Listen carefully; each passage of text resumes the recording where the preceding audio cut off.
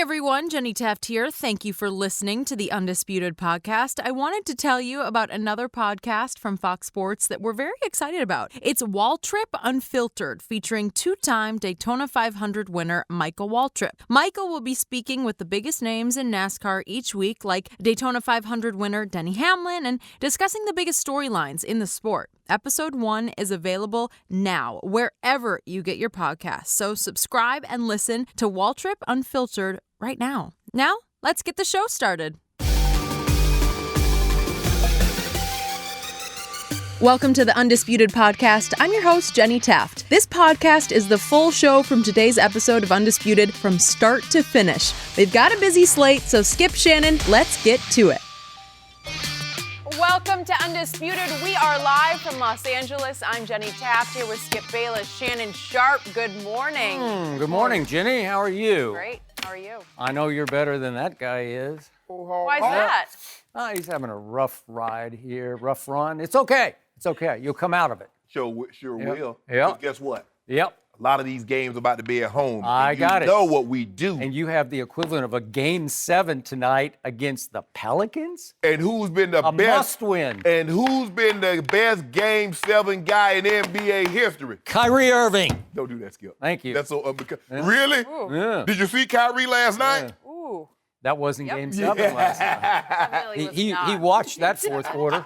Well, I know, Skip, you're giving him a hard time, but we've got some bad news about your Cowboys that we're going to get to today. I so confess. you I may have admit. spoken I too own up. soon there. I accept. I own. No. Because you always try to diffuse the situation. No, I don't. Accept it. I don't. No, I'm embracing it. Don't embrace it. Okay. Yeah. All right, we're I'm going to get to swallowing everything about your Cowboys. We're also Yep. going to talk about Russell Westbrook. Why is he mad at a child? We'll tell you the latest, but we are going to start with LeBron. The Lakers are back home tonight to face the Pelicans.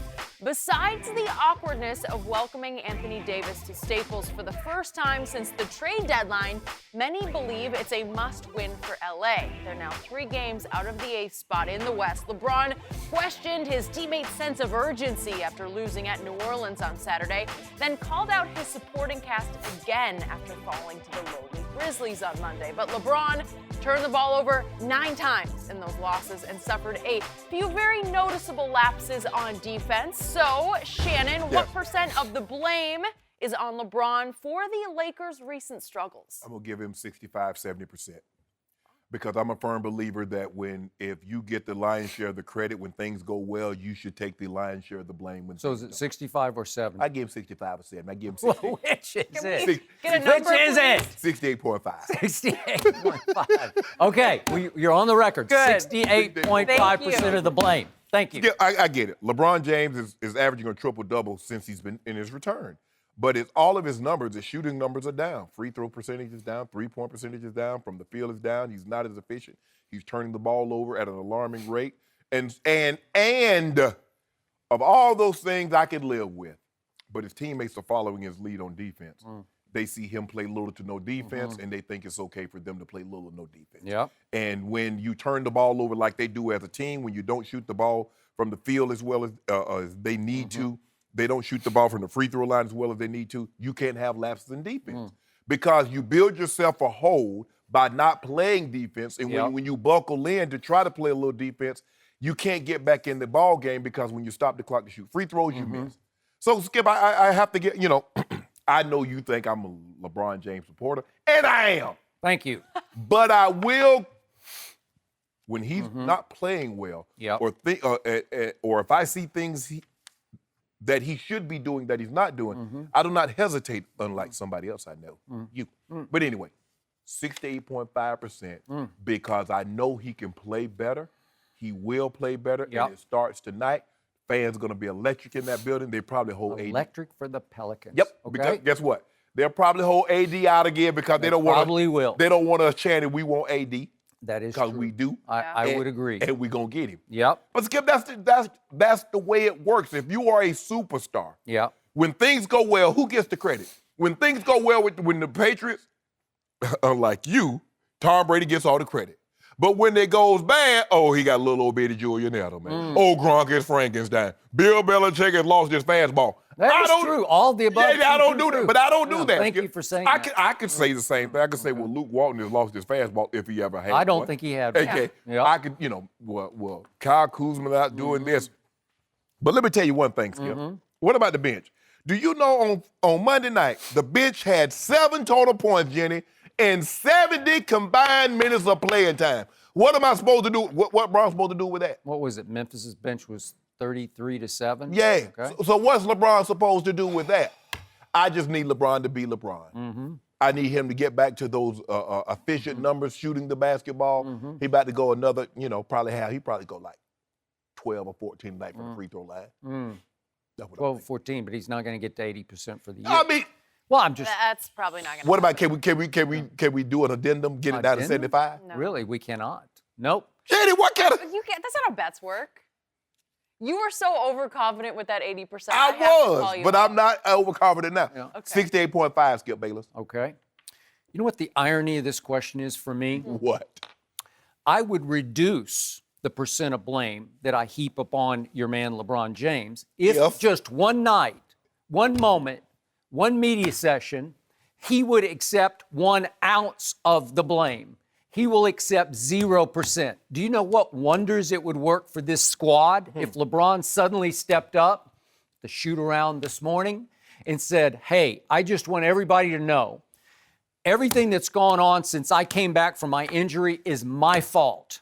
I'm the best player on this team, obviously, and I need to take 100. Okay, on the planet, he can say that because he already proclaimed himself the GOAT the other day on what the numbers say, if he's not the GOAT, he's GOAT-ish. Yep. Exhibited Oh, GOAT-ish so now behavior. you're sort of finessing No, that no, no. into GOAT-ish. No. I'm saying the numbers say if he's not the GOAT, he exhibited GOAT features. Okay. Well, if he were the GOAT, he would step up and say, it's my fault, because by your premise and everything you just said, best player on the planet, GOAT, then he needs to take, and I'm being conservative here, but at least 75% of the blame for what's happened over the 3 and 6 stretch. And on some nights, he deserves to take about 95%. Stop it. No, seriously. After some of these games, such as the Memphis game, he should have just eaten it, swallowed it, owned it, and said, you know what? I just wasn't myself tonight. I didn't show up from jump. There's a way that you could heap it on yourself, because aren't you built best in that locker room to take and absorb the blame and go forward? Yes. Has he not been under 1 billion tons more heat and pressure than anybody in that locker room has ever quite felt? Yes. Right? Okay, so he needs to accept some of it, but he won't. And he's still living and hiding behind what has become the completely false and misleading narrative that the kids have quit on LeBron because they all thought he wanted to trade all of them for Anthony Davis. Well, that was Magic Johnson and Rob Pelinka. Okay, Bron but had whatever. No part of that. It's still a false narrative, and I'm going to tell you why. The truth is that LeBron has quit on the kids because he didn't get what he wanted, which was Anthony Davis. All of his bad body language to me says, you know what? I didn't get Anthony, so I'm just going to have to go through the motions and finish out the rest of this year and wait until next year when I finally get some superstar help. That's what everything that I saw in the Memphis game smacked of. That was the message and the signal that he was sending, because it's not fair to condemn the kids here, and he condemned them right after the game. He sent another signal, another blame deflection, finger pointing, with his quote about, if you can't stand the heat, get out of the Laker kitchen, basically is what he said. If you can't live up to these kind of distractions, then turn in your Laker jersey and go somewhere else. That's basically what he said after the game. Am I right? Something to that. Yeah, well, you smiled because I think you liked the way I put it. It wasn't quite as okay, harsh. So what do I see?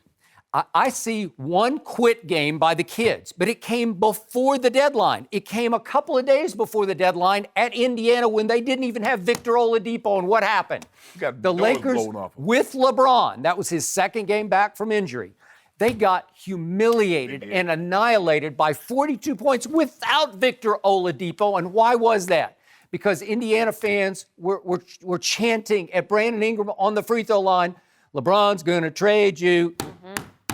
right? Yes. And it was funny, and it worked. And Brandon said, I didn't even hear it, but you just know it seeped into his psyche, and it seeped into all their psyches. And then they told JaVale, not worth trading. Not worth trading. That was even funnier.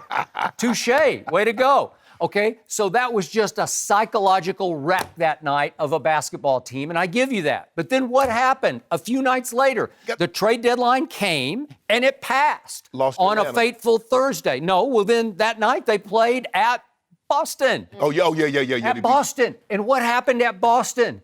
Kyle Kuzma happened at Boston, and he could have been traded. Ron Triple-Dub happened at Boston. And Rajon Rondo, the ex-Celtic, miraculously beat the buzzer with a shot that just, I thought it was like a 1,000,000,000 shot from Rajon Rondo, and he made it to save the day and save the night. That was trade deadline day and night, Might right? have been the last shot he made, too. Okay, well, you might be right about that. You could argue he's been affected by this, but Kyle Kuzma and Brandon Ingram have not been.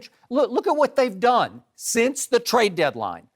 Each has averaged 23 points a game. Kyle Kuzma has shot 45% from the three-point line since the trade deadline. Brandon Ingram, averaging 23 points, has shot 47% from the three-point line. Mm-hmm. Well, that's outrageously good. Yep. Hey, does that look like quit to you? No. Are those quit numbers? I think the biggest thing that would have happened, Skip, Rondo, Lance, JaVale, and Tyson Chandler have disappeared.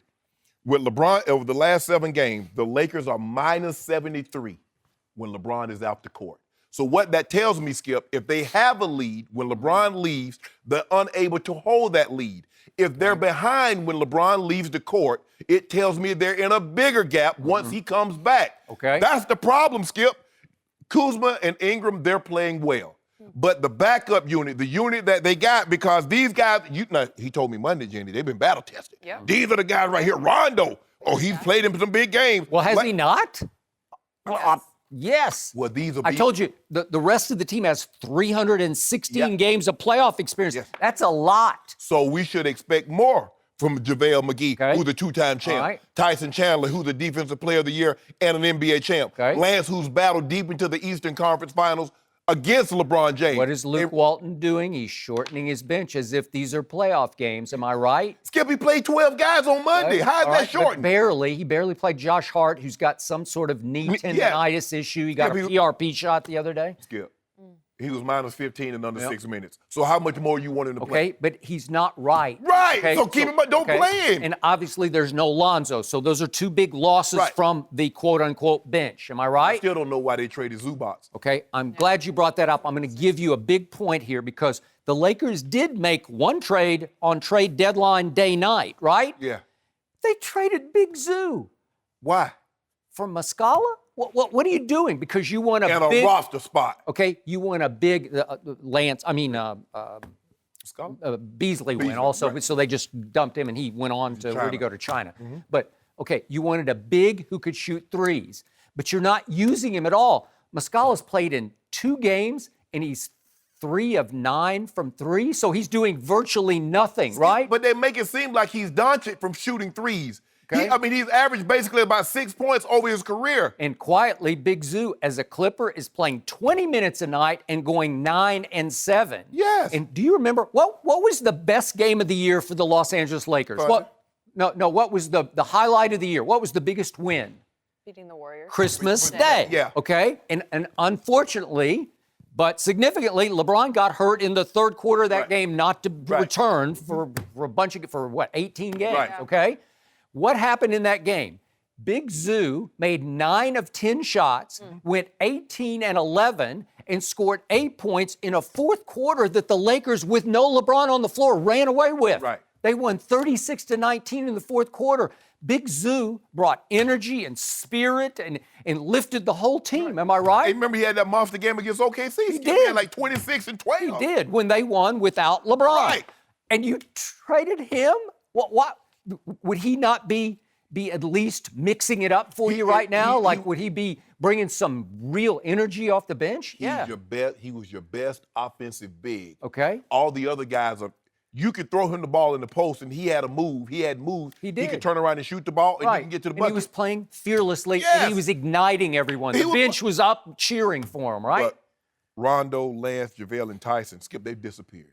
You know that I do. Okay. I mean, there's no But way I around it. read a story yesterday. The Lakers are in the market for another big. For what? You just traded one he's just a baby and he's just coming of age. Let me tell you what I think happened. For the longest time, Rondo was starting. Yeah. When Lonzo got hurt. They trade for Reggie Bullock. Mm-hmm. Rondo goes to the bench. Reggie Bullock is starting. Mm-hmm. Now, this is what we know about Rajon Rondo. He all in or he all out. Yeah, I Which agree is with he? that. And guess who's now all in playing point guard? And I have no problem with this, but your man is playing the point. He's bringing up the ball every time. It's hard for Rondo to play with him the way Lonzo does. Lonzo can play off the Right. ball and be happy with Right. it. Rondo can't because there's not much he can do off the ball, right? Right. And Rondo struggles on defense because he's just so little, but he can steal the ball and disrupt. But my point is, he doesn't fit with LeBron. And so Luke's just saying, well, LeBron's running the point, so I got to keep Rondo over here because there's not much for him to contribute. But you remember late in ball games, Rondo was closing along with LeBron for the longest time until he ended up getting hurt. And then when Lonzo came back, it was Lonzo and LeBron. But LeBron was happier to play the 2 or the Yes. 3 off Rondo. Yes. And now LeBron is saying, I want the ball. And I don't have any problem with Right. that, but I do have a problem with this. The LeBron playing point guard right now is reminding me of Lonzo as a rookie point guard when he was pouting because he didn't like the way Luke was substituting for Right. him. Remember how Lonzo would dribble the ball up, flip Hand it off here, into the corner. flip it there, flip it here, flip it there, and he wouldn't initiate, he wouldn't attack. Too often at Memphis, from the tip-off, LeBron was in that disinterested mode where he said, well, you guys do it. Yeah, I'll give it here, I'll give it there. When he's in full-on attack mode, when he is engaged, things start happening. Well, Skip, he has to walk a very fine line between letting these young guys get there and get going and then taking over and then maybe need them late and them not being able to finish. Okay, well, obviously right now, 3-6 since he returned, they need him in full-on offensive attack mode from jump tonight. Yes. Because when he does that, he is so much better than anybody on the floor, especially any Pelican, that they'll be defeated from the start. You'll just watch their body language sag and fall because they'll say, oh, LeBron, once this game, we got no shot, right? But Skip, that's that's a lot of work. I mean, you understand how hard it is to Okay, drive. And he said this before. Everybody thinks because, LeBron, why don't you just drive to the basket every time? That's impossible. Okay, it's not impossible. When you did get right on schedule, you got an 18-game break right in the middle of your 16th season. That's a big deal to me. But what you happened? should come back refreshed, and you're not refreshed. Hold on, Skip. No. But when you get that 8, why did he get that? Well, he was injured. sure. And in the process of being injured, what couldn't he do? Sustain the level of fitness in which he had before he got injured. When you hurt your groin, because Skip, when you hurt your You groin, can ride the bike, you can swim. no, you can't. Yes, you can. No, you can't. Book it. Nope. I know. I know better than anybody. Trust me, know. you can ride the bike like crazy with the pulled groin because I've done it 1,000 times. Where they do that? 1,000 times. What game? You're wrong about that one. I'm calling you on this one. Hold on. Hamstring or groin, you can ride the Let me ask bike you a like a question. maniac. Let me ask you a question. Doesn't affect it Let at me- all. let me ask you a question. You can do it. It's hard Let me ask because you a it's not fun. Let me ask you a question. Are they riding the bike on the court? Nope. So Nope. what good but is you that can gonna do? keep your aerobic up. You can keep your cardio. Skip, there's nothing. Okay, well, obviously you can't play. Exactly. Right. Okay, I'll give you can't play. but Right. You can swim and you can bike. I mean, LeBron don't strike me as a swimmer, but okay. Okay, fine. well, you're exactly right. Okay, he's not going to do that. I got you. But now we get back to the defensive end. And again, you said it, so I'm going to give you credit for this. He is completely disinterested on defense to the point that he barely played any at Memphis. Yep. And the bigger point is he got away with it at Cleveland because they were so good on offense, they could overcome. They could just outscore you. Okay, he had was- shooters. He had shooters all around, and they were all happy and healthy and into it, okay? Right. So I give you all that. But the problem is, do you realize, uninspired by LeBron, and this is since the trade deadline, they have given up the most points in the NBA since the trade deadline. Why is that? I'm not going to blame Kuzma and Ingram for that. I'm going to blame LeBron. That's 95% on LeBron because it's laughable to watch him play defense right now, right? Yeah, it's not good. He It's not a just good look. olays. And again, the other problem is on the shooters, whoever he's covering, like the Brazilian Kevin Durant the other night, 2:30 left in the game, he just leaves him at the three-point line, and the guy can shoot it, and he hits the dagger to put them up 7. Yeah. Okay? Well, you can't do that because Kuzma and Ingram are smart enough to look around and say, he's not even going to cover a shooter. Bron was treating old boy like that was Ben Simmons. Yeah. Now, Ben Simmons, I believe I ain't covering him, Skip. I'm going to leave him out there by the three-point line. He's only attempted 4. But I ain't covering Ben Simmons at the three-point line. Okay. But even if they're not the greatest shooters, they're in the NBA, they can do something. Okay, so think about that. This team has given up the most points in the NBA since the trade deadline. Is that Kuzma's fault? I'm going to say no. Is it Ingram's fault? No. Is it the whole team's fault? Well, you can give it a collective, whatever blame you want, but it starts with the quote-unquote best player on the planet who's not engaged on defense at all. And they were already challenged because if you look at it, nobody can really stay in front of anybody. So dribble penetration kills them because now all of a sudden guys are getting wide open looks, or they're getting all the way to the basket. Pick and roll defense. Mike Conley kept them in pick and roll. Him and Joakim Noah, him and Valanciunas just played pick and roll the whole night, and there's nothing they could do. If they go up underneath, Conley was pulling up and shooting the 3. I have seen them play pretty good defense this year, right? Yes. And again, there's no Lonzo who is trust me, he can play high-level defense. Yes. Yeah. And then the other missing piece, well, I'm trying to be fair about this, the final piece that is missing from the puzzle that I saw early was your man Lance, okay? Because what was the second most impressive win this year for LeBron's Lakers? With LeBron, it was beating Denver at home. Now, I know it was way back in October. Do you remember that night? What happened? It's a close game down the stretch, and Luke goes with Lance, and he scores 8 points and hits back-to-back threes, and he's strumming it, man. Yeah, I mean, he's That's cooking, great. right? Okay. Guitar Stevenson. Okay. Great. Well, Feels like a okay. while ago. I wanted to see stretches, more of that, and Luke doesn't trust him, and I don't think you ever quite trust him. No, but the thing is, Skip, is that it seems like when he plays, he's playing well, he's getting 15, 20-plus minutes, and then all of a sudden the next night he'll get 8 minutes. Okay. So it's really hard for him for him to get a rhythm. All right, so this all goes back to the head coach. I don't think he's long for the world, but that's just me, and I don't love him, so I can't. I got to put some of the blame on him, and it's not like, to the point, it's not like he's losing his fastball. I just don't think he had it to be. Why? You know why I don't put any blame on him? Because I never gave him any credit for the win. All right, that's fair, Okay. and that's true. I'm with you on that. Well, the Lakers are going to have to play some defense tonight if they're going to avoid a 3-game 30-point triple-dub for Bron. The last time, though, they had a 30-point triple-dub. Do you with realize LeBron? you're trying to make a bet on LeBron against the Pelicans? They just beat them Monday night. They've just given up. They dumped Mirotic up to Milwaukee. We still don't have anybody do anything with Drew Randall. The last time, guys, they had a 3-game losing streak with LeBron. The first 3 games of the season. We should be past this. This is a problem. There's a lot to do here. Jenny, I don't like that tone in your voice, Jenny. I mean, hey. You know what Vegas is saying? Like they're not so I don't know what confident, Vegas said. Shannon. I know what you said. They are not too confident. I don't know. All I want is a little defense. I need that hallmark, that genial Jenny. So hallmark, Jenna. I think we're going to move past it. I'm a lot better than that. Okay, so next up, Skip's Cowboys. They could be in a bit of I'm gonna leave trouble. for this one. And So leave. Shannon, this next one is all yours. We'll discuss it. And don't forget, you can check us out every day on the Fox Sports channel. No mercy. February isn't just about one super-sized football game. On Spotify, there's thousands of free sports podcasts that agonize over the preseasons, off-seasons, and plain old regular seasons of nearly every sport imaginable. Basketball, baseball, hockey, soccer, curling, and even hurling. Yeah, that's a real sport.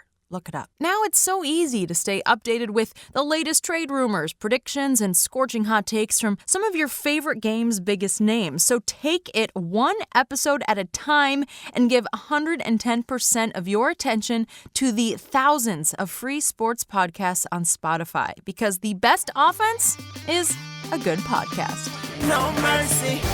Well, there was some bad news for Skip's Cowboys yesterday. First, defensive end Randy Gregory was suspended indefinitely for violating The NFL substance abuse policy. He was second on the team in sacks last season after being suspended for all of 2017. And then it was reported that defensive end David Irving could also be suspended. He will be a free agent next month. So, Skip, this is your team. Yep. How concerned are you right now? This is not good.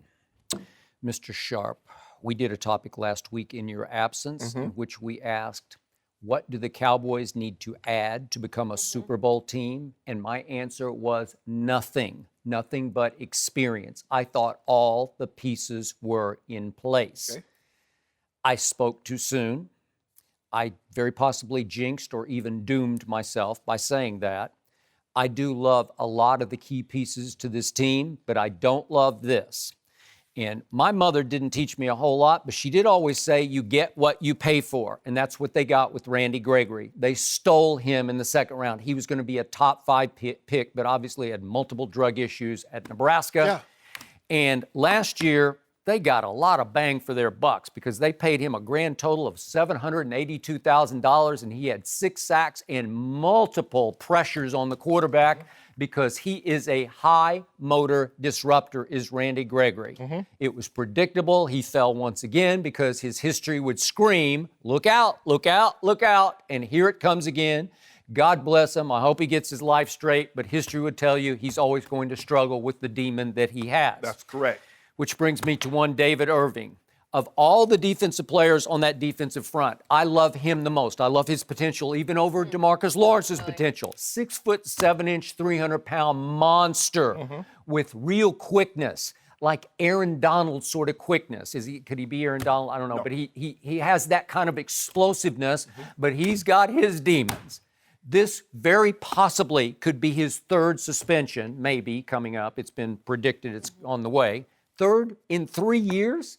And that's why the Cowboys, I think, were ready to let him walk in free agency anyway. Which brings me to DeMarcus Lawrence.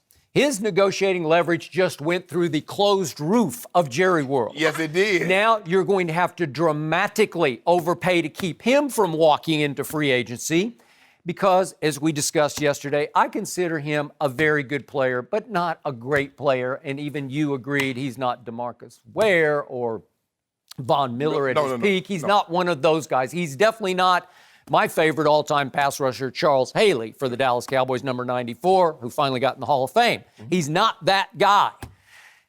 Which brings me back to what's going to happen when you do overpay him. He's not going to have a bookend next year, it looks like to me. He's not going to have a Randy Gregory because they don't grow on trees. The Cowboys don't pick in this draft until the bottom of the 2nd round. No Taco Charlton. I'm not going there. No. Skip. You tell me he's going to be making tacos? They're going to be selling tacos at Jerry World? You ain't even mentioned it. He's had his, I did before you did. He's had his moments, but he's not Randy Gregory. He's not a bookend, every down, smash and masher at defensive end. He's a first-round pick. I know. He's a late first-round pick. Yeah, I'll give you that. Maybe he'll rise and shine. I hope so.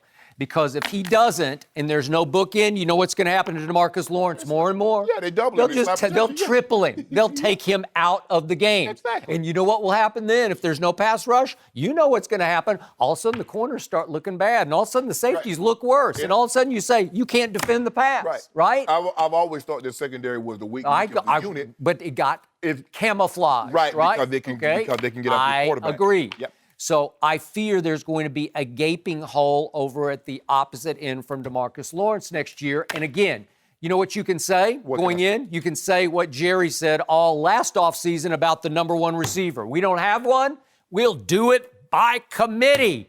And I kept saying, well, maybe he's right. Maybe. And then they went down to Carolina for the opener, and then they went to Seattle, and I kept saying, they can't get open. There's not a number 1. Well, if there's not a number 1 at the other defensive end, you got a problem. Right. Because if you have no pass rush, what did you tell me yesterday, Mr. Hall of Famer? You said defensive end is the most important position on the football field after quarterback. Yep. You are correct, sir. Because the one guy scores the point, you better have somebody that can keep him from scoring. All right. So just when I thought I was safe, I got double jeopardy bad news because I got Randy Gregory and I got David Irving back-to-back in the same afternoon. How is that possible? Only in Dallas can that happen. But here's the thing, Skip. The Cowboys defense has had at least one starter suspended each of the last 4 seasons. DeMarcus Lawrence, Orlando Scandrick, Rolando McClain, Greg Hardy, Randy Gregory. Randy Gregory going to be suspended again. Boy, you just listed some bad apples. But why? But Jerry's willing to take chances. Plunger. He plunged to make his fortune in life in the oil field. And this That's is what why- he does. This is why And you know what? Jerry's got, there's in Jerry is some of all those guys. Yes. He's got a little bit of that in him, and so he gravitates to it because he says, I overcame it, they can overcome it. And this is why so many of Jerry's players Yep. love him. Yep. Because They he's willing, do. He's willing to He give is them willing. a second chance. Yep. Skip, and he surrounds them Yep. with a system and with caretakers to make sure they have the best. Because Randy Gregory and DeMarcus Lawrence had very, very similar situations. Yep. And Randy, for whatever reason, DeMarcus Lawrence was able to turn the corner so far. And said, you know what?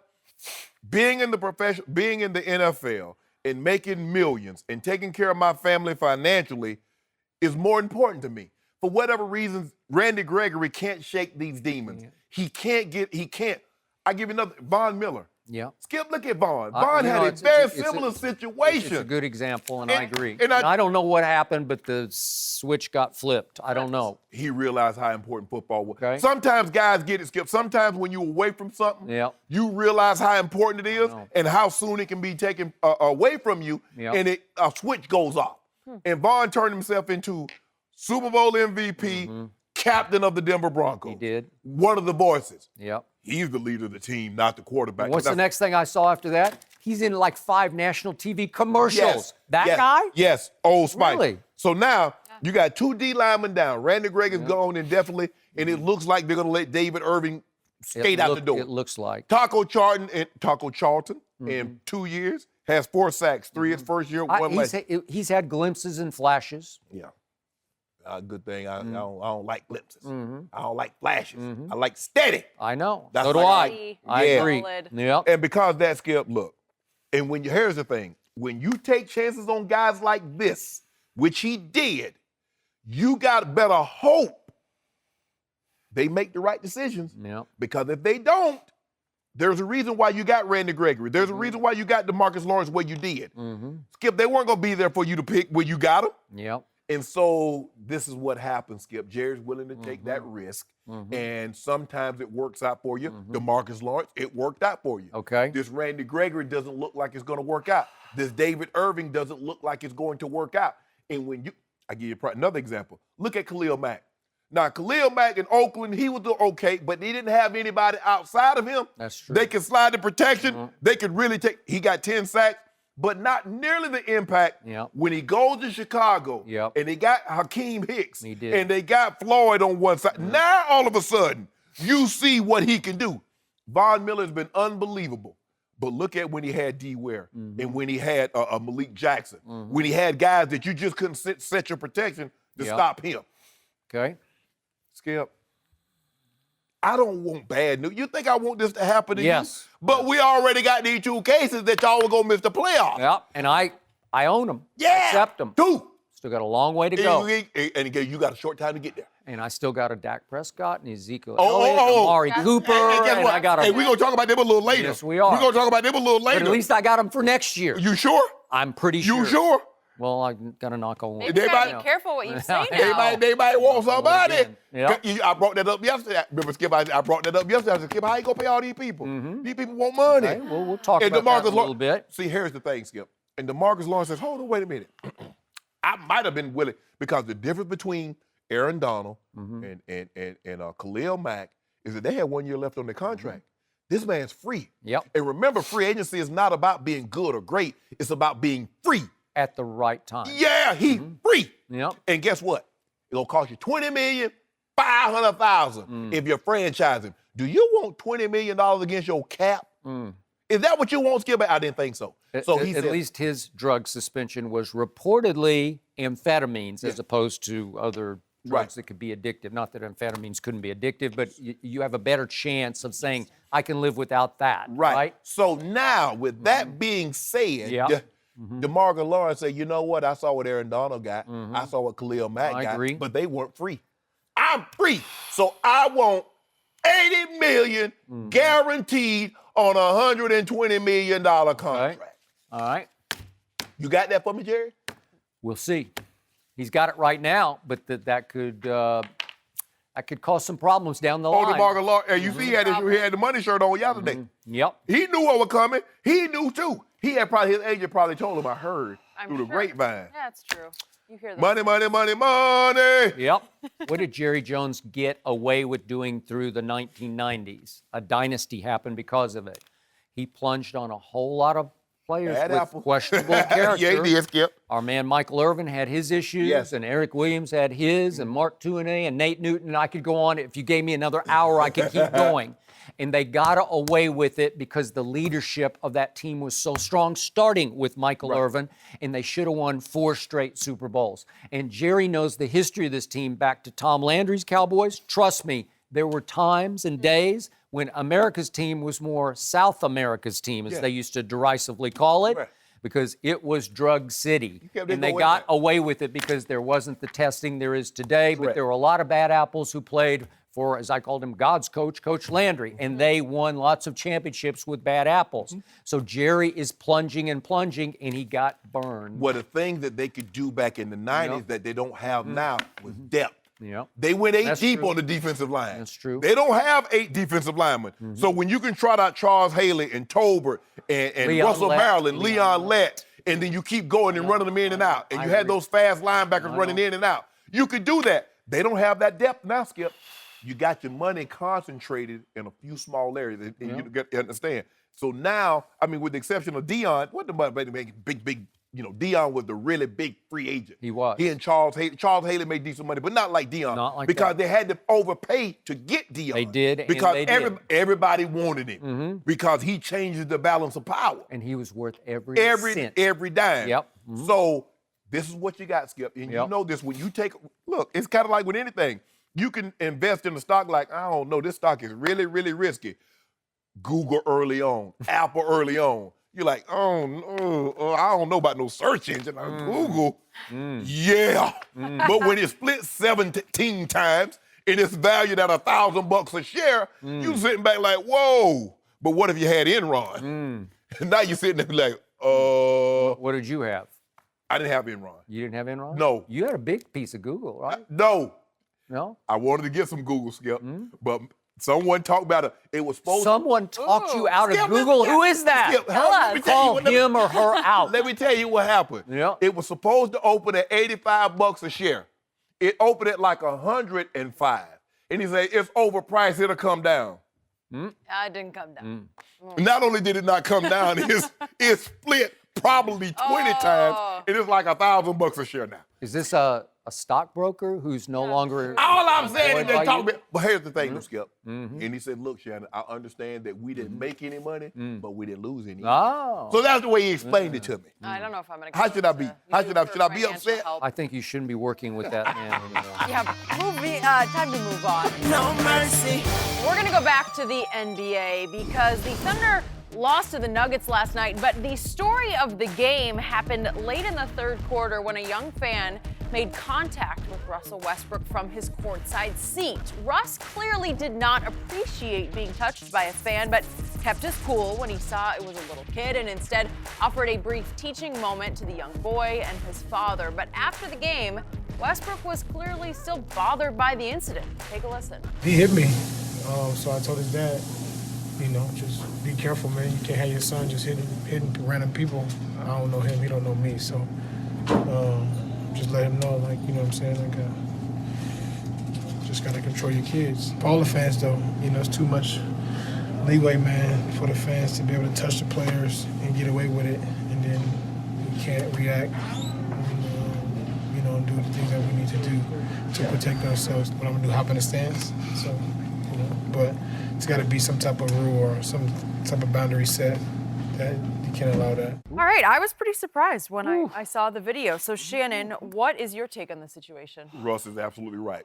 The close proximity, no professional sports is as close as NBA basketball. Nothing like it. I mean, because in hockey, you got the glass, And the football, you got the stands and whatever. So nothing is like this. Yeah, Nothing is like this. Even golf, you do have ropes. Ropes, right? And you got marshals standing back. This is the one where you can literally sit in your seat and reach out and touch. Right. Because there have been times, Skip, you see when they take the ball out of bounds on the side, that the official will ask the fans to step back because the guy doesn't have any room to be out of bounds. Yep. He's absolutely right. Russell didn't know at the time that it was a child. And then once he realized it was, he used it as a teaching moment. Right. I'm not so sure he would have reacted the same way had it been an adult, because he's had an incident before with a fan in Utah. And Russell's absolutely right. Look, they should have asked the father and the son to leave the game, because players cannot. I think the mom is there too. It looks like so it'd be all of three them. of them. All of At them. that point, Yeah. yes. It looks like it's the mom. Because guess what, Skip? Players can't go up in the stands. Yeah. Because you don't want another malice in the palace. No, you don't. So, well, Should have been asked it's to just leave. a child. No. Yeah. No. And I don't want to hear this about they make millions of dollars. And no, you don't go to a game to be able to say what you want and to be able to touch a player. It's fine. Everybody thought that was fine and good until guess what, Skip? Remember Monica Seles? She lost her life. She was never the same player after that incident. She got stabbed in the neck. Russ didn't know his intention. All he knows is somebody touched him. And he knew it wasn't an NBA player and it wasn't an official. So now his reaction is he turned around and then he realized it was a kid. He used it as a teaching moment. But come on, parents, you know better. It would be the same if somebody walked up to you and you in the street and somebody put their hands on your child and touched you. Like, hold on, you don't know my child. I don't know you. Yep. No, you don't pay. And people, they have this notion. Well, I paid all this and the seats probably cost $1,000. You pay to be close to the action, not to be a part of the action. Don't touch the players. Yep. You didn't pay for that. Yell and scream, and you know, that's the problem that I have, is that fans think because they pay an absorbent amount of money that they can say whatever they want, they can do whatever you want. But no, you don't want another malice at the palace. Teach your kids how to go to a game, enjoy the game. They don't get it right because you paid $5,000 or $10,000 for front row seats to be able to touch the players. You should feel like you can. Yep. It's kind of like 3D. Yeah. You like the action is like right there upon you, and it actually is, but you don't become involved. You don't put your hands on the players, because Russ didn't know that was a child until he turned around, and then he reacted. But I can assure you, if that would have been an adult, he would have got a very different response from Russ. Quick point of order. I'm not sure how old this child really is, because at first I thought 8-ish, and then the more I look at his face, he might be 12-ish or like 7th grade. He's old enough to know. Right? Agree. Old enough to know. And I sit back and I say, I'm trying to remember. I'm trying to rack my brain. Can you remember ever any fan touching a player in a game? Because I don't remember any. No. Not actual game. You know, sometimes I think this was a first. I think it was a first. Seriously. I'm surprised it doesn't happen more. Skip, you know, I agree. Remember NBA Finals when court back in the 80s when he used to storm the court? I'm surprised more things didn't happen bad then. Okay. Because you see Larry Bird one year, he shoving people out the way trying to get off the court. Okay, well, you're talking about Indiana State? No, in Boston, the Garden. Okay, remember they beat the Lakers in Game 7? Well, do you remember the game to get to the Final Four for Indiana State against Arkansas? He just decked one of his own fans who ran on the court and tried to get up in his face. Yes. He decked him. Yes. And those days, no internet, he got away with it, okay? So here's the point. The kid, he just lost it for a second. I don't know if he's a video game product of, product of video games where he thinks you're in a video game and you can do whatever you want to do. but he was actually taking a swipe at the opposing star. Am I right? Right. Okay. He wanted to tell his fans, he wanted to tell his friends, I touched Russell Westbrook. Well, I don't know that I think he was pushing him. Yeah. Wasn't he taking a little swipe at him? It looked like he's obviously a Denver guy, so Yeah. he's trying He's to get got in a his Nuggets way. shirt He's trying on. to get in his way. Okay. All right. Disruptive. So he's sort of going after the opposing player, and you can tell your friends, look what I did to Russell Westbrook. That's just crazy, man. Yes. That's gone completely over the edge. Yes. Now all bets are off. And I appreciated the fact that Russell handled it just beautifully, because remember, He now has a 2-year-old son, and they just had twin daughters. So he is a father. Yep. He seems to He's a really man, be yeah. embracing fatherhood. Yes. So he tried to use it as a teaching moment for father and son. Right. The one thing he's got to watch, he put his hand down on the kid's knee, Right. to say, okay, you got this sort of thing. And again, the liability in this day and age, you can get sued for that. Right. They could say it was psychologically damaging Right. to our child or whatever, because you can sue anybody for anything. You So can. you just have to keep hands off. Yes. So now we've got a physical touching. Right. The verbal has been very interesting because today's players, unlike the players from your age, you were taught, I've always heard through all my years of covering sports, no rabbit ears, just tune, Right. what's the old thing, sticks and stones can break your bones, but Right. words can never hurt Right. you, okay? Well, I've always said, no matter what they yell, these players today, especially these NBA players, they are taking a stand against verbal abuse when it goes to inward abuse Yes, or absolutely. mother Talking insults. about my mom, or- yes, right? yes. Or you got a wife or something like that. Okay? Absolutely. So yes. I do appreciate that because I used to think, and this is what I live by, if I'm out and somebody's yelling at me, I just tune it out, just go on. Right. Head up, eyes up, go on, right? Because you can't win that, right? Right. You can't, there's nothing you can really Right. do to go get in their face and win it. So you go on.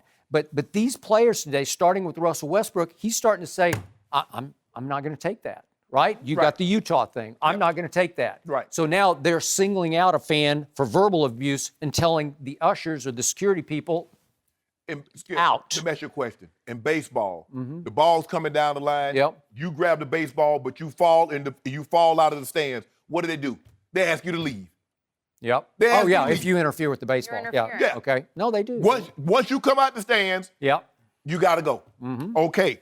He touched Russ. He left his seat to touch Russ. I can get it. When Russ, if you're trying to brace yourself, Russ is coming and you trying to move out the way, you're like, oh, don't follow me. I get that. Yeah. But to stand up out of your seat and to touch the guy, oh, you got to go. Family, I'm sorry, but those are the rules.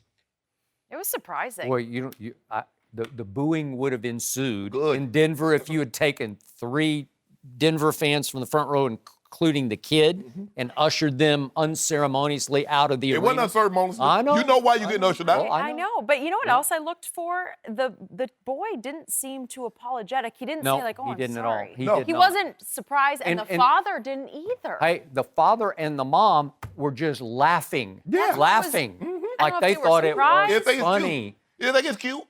Real cute. That's what worries me, that if that's the reaction You got to that we're have getting, boundaries. you Skip. should be We got boundaries. embarrassed. We got boundaries. And like I said, it starts at home. Look, I understand he's a child. It's like he's old enough to know right from wrong. It's hard for me to believe that this is his first game. It could have been. Yep. And maybe he just got caught up in the moment. But no, you can't do that. I know. And Russ's comments are like eye for an eye comments. Like he says, sometimes we need to do what we need to do to protect ourselves. So yes. he's like, hey, if you're going to shove me, I'm going to shove you back. And that's the thing. And Russ, Russ also said they'll say things to you in that arena that if they saw you walking the street and you were walking the street, No. they wouldn't utter those things. No. But because they're in the building, they have the confines. They're like, okay. Because these same people like, oh, hey, how you doing? Oh, I love you. Can I get a picture? But as soon as they get to the arena, I agree. you know what? Your mom did. Well, they're empowered by the fact that 18,000 people are with them or whatever, right? I like that Russ came out and said something about it. There And you go, hopefully Russ. it will I serve like as Russ. a reminder I do too. that is just I not did like how it acceptable. came off, and I think it's a good lesson learned What for Russ everybody should've did, watching. What Russ should have done, like, that's a child. You not. I'm going to whip you for your son. I don't think that would have ended I'll as whip well. you for your son's actions. That would have wiped the smile off his face. Exactly. All right, back to LeBron. Will NBA superstars want to avoid playing with him? No. We're going to discuss all this next. No mercy. LeBron's first season in LA has not gone according to plan. They're under 500 out of the playoffs and weren't able to bring Anthony Davis to the Lakers at the trade deadline. In yesterday's San Francisco Chronicle, Bruce Jenkins wrote that it makes no sense for star players to join LeBron in LA at this stage of his career. So Shannon, do you think star players still want to play with the King? Yep. I know one. You. Nope. He AD. wishes. Name a player that's Yeah. 25 years or younger Okay. that's better than Anthony Davis. And you can go. You can take Jokic, I'll give you Jokic. I'll give you Embiid. I'll give you Giannis. I'll give you whomever you want. Anthony Davis. I'll think about Embiid. Well, okay, well, you think about it all you want to. Because I'm going to take 29, 13, 4, 2, and 2 any day. That's what I know. He wanted to play with LeBron. And the thing is, Skip Bayless, here's the thing. Superstars know. Because what's happening right now is that these young guys are not superstars. So they're commodities that you're willing to trade to get a bigger asset. Yep. Because if you want big fish, guess what you got to use? You got to use big bait. You don't catch Moby Dick with a minnow. You use a big marlin. That's what you use, Skip Bayless. Anthony Davis, no, he's not going to be a part of any trade. Neither would Kawhi, neither would KD, or any of these top superstars. Skip, you understand that. Yep. They make it seem like hold on. LeBron James is terrible. Old Father Time is caught up with him. He's 27, 8, and 9. They make it seem like he's 15, 5, and 6. Well, you do. No, you I tell me got- how tired he gets. He And has he- to rest on And defense. you tired and still give you 24, 12, and 10. But I sure wish he stopped resting. 'Cause that way he give me 30, 13, and 15. Oh. Y'all need to stop with this foolishness, Skip, because you started this parade. Yeah, no. You started it. Say a He's to word. blame? Yeah, you started it. I don't know. So I deserve, what, 50% of the blame for the Lakers right now? No, not the blame. You deserve a lot of the blame for this foolishness that's being perpetuated about LeBron James. His demise is greatly exaggerated. He's going to be here for the very foreseeable future. And we're going to get us a big, because guess what? We're going to talk about that a little later. I feel very comfortable in saying, I said, last week, I think 2 weeks ago, I said there's an 80% chance Kyrie's going to leave. I'm up to 90. And Anthony Davis ain't Okay, going to come. I'm up to 90 on Kyrie too, but I'm not up to 90 that he's coming to LA. No. Okay. Without Kyrie, why would Anthony Davis want to go to Boston? Oh, okay. Yeah. That's what I'm talking about. Yeah. That's why we're going to get him anyway. Well, I still believe that. It took us a while. I mean, Yeah. we didn't go, look, we had a layover. We didn't get to fly nonstop because the objective was to go nonstop from New Orleans to here. Quick layover? Yeah. So, we didn't have our funds right, Skip, so we had to take a later flight. But anyway, we're going to get to our destination. It's a long way to go. All that being said, sure, I understand everybody can't handle that pressure. And superstars, probably not going to get KD or Kawhi, but we're going to get somebody. Because if you want to win, do you want to win and can you handle the pressure? Because everybody can't play under pressure. I love pressure. I thrived on it. You know why, Skip Bayless? Because I knew what I was doing. See, you never feel pressure if you know what the heck you doing. If you don't, and if you never felt it before, you're going to feel it. LeBron James know what he's doing, and he can tell you. Really? Yep, sure does. I haven't noticed that. You have. At the late game free throw line under supreme pressure, that guy melts. What about the That last guy 8 melts. years? You noticed anything? I'm missing a whole bunch of late game free throws. Over the last 8 years? Yep, I have. I can give you the stats on that, but that's not the topic right Nope. now. This is the topic. So what do we know for sure about this? Because you say I'm spreading lies, and I'm just going to Falsehoods. I don't like to say lies. Okay, Lies is so I'm hard. My grandma spreading said, boy, don't tell falsehoods. people they'll lie. So Falsehoods. instead, I'm just going to spit a little truth at you right now because we know for a fact Paul George had a shot at coming to Los Angeles, and he's from the neighborhood. He's from Palmdale, a little north of here. But what did he do? He wouldn't even take a meeting with the Lakers, and he knew that it was going to be LeBron's team, and he chose to stay with Russ's team. He don't right? want that pressure. Right? All right, that's fine. But he knows, because he's been around, what he would have to endure as LeBron's sidekick. And we also know that Kyrie left Cleveland to go to Boston because he just couldn't take any more LeBron. Now, he's tried to backtrack on that. I got to mend the fence. And again, I think he's just trying to send a message to the younger Celtics. Okay, I didn't grow up enough under LeBron. Now you need to grow up under me. But that's a whole nother issue that we're going to talk about in the next We topic. are. So in other words, Kyrie said, the devil I know is better than the one I don't. But it's still the devil. Oh, but it was his devil. Kyrie left. And we only know this from speculation throughout the Okay. internet, media reports. Jimmy Butler and that guy up in Toronto, that number 2 guy. Why? You know, Guy? number Say it. 2. I'm not going to say it in this two. case. Those two reportedly are leaning toward not wanting to play in LA with LeBron. Maybe Clippers, but not Lakers, okay? So we know that, and that's interesting to me. I thought before the season started that Kevin Durant would at least consider joining forces with LeBron because Kevin would see it as an opportunity to say, I helped LeBron win a fourth ring. No, because he'd be basically in the same situation that he's in Golden State. Yeah. He's not going to get the credit that he deserves, Skip, unless he can go to a team that hasn't won a championship in a substantial. That's why people won't Okay, say but remember, if this LeBron team misses the playoffs, then the opportunity rises for Kevin to say, well, I'll go save that team and I will get a bulk of the credit that's for the it. Lakers. Okay. Imagine him going and taking another superstar, say Kyrie, and he goes to the Knicks and he wins a title. Now you're talking about here's a guy, because we all believe that they're going to win the title this year. So that'll be his third title. Okay. He goes and win a fourth title with the Knicks, Skip. That's on the level with Cleveland.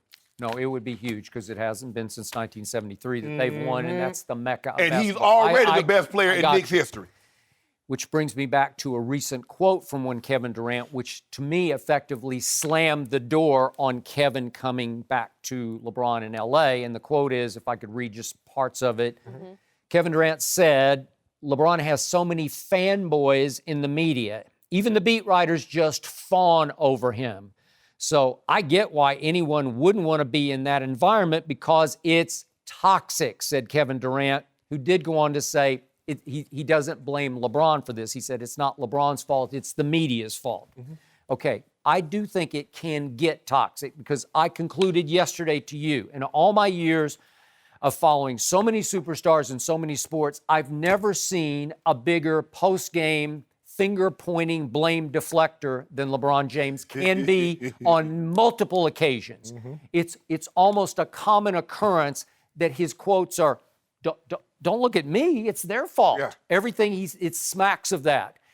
That's scary for any co-star, for any sidekick, because clearly, if Anthony Davis does come here, he's going to have to accept that when things go bad, when they go wrong, the fingers are probably going to be pointed not just by LeBron, but by the fanboy media, if you will, at Anthony. He's going to get too much of the blame because you don't want to blame the guy a lot of people think, including you, is the GOAT. So that discredits that narrative. You know, that undercuts the narrative that he's the GOAT, not Michael Jordan. So you can't blame him. You got to blame Anthony Davis. Well, KD should be used to that because when they didn't close out Golden State, he took the blame because he played bad in Game 6. You mean at Oklahoma City? At Oklahoma City. Yeah. So he should be used to being taking the lion's share of the blame when things don't go well. He did. He got it in Oklahoma City. Yeah. Because that management always sided with Russ. They thought Russ was the alpha, not Kevin, and they probably live to regret that because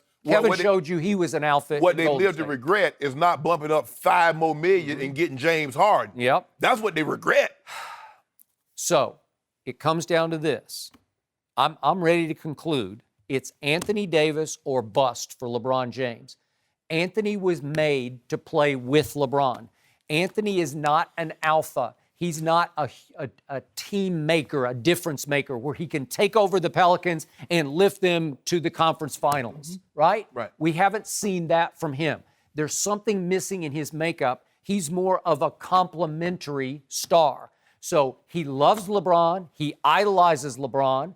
They're friends. He's almost like a son to LeBron, so it's a different vibe. There's no competition. Like with Paul George and LeBron, Paul George always wanted to be LeBron. Anthony doesn't want to be LeBron. He just wants to play with his idol. Ain't got no pressure. Okay. Ain't nobody thinking no Thunder gonna win no championship. That the who? Thunder. Yeah. That's why Paul George went there. Oh, for Paul George. Yeah, there was no pressure. Playing with no pressure whatsoever. Well, I think there is right now because I think people give him a shot. A shot to do what? Yeah. It ain't flu season. Flu season done passed. I guess you're supposed to get that shot in September, October. Shot to go win this. They ain't got to. You stop it, Skip.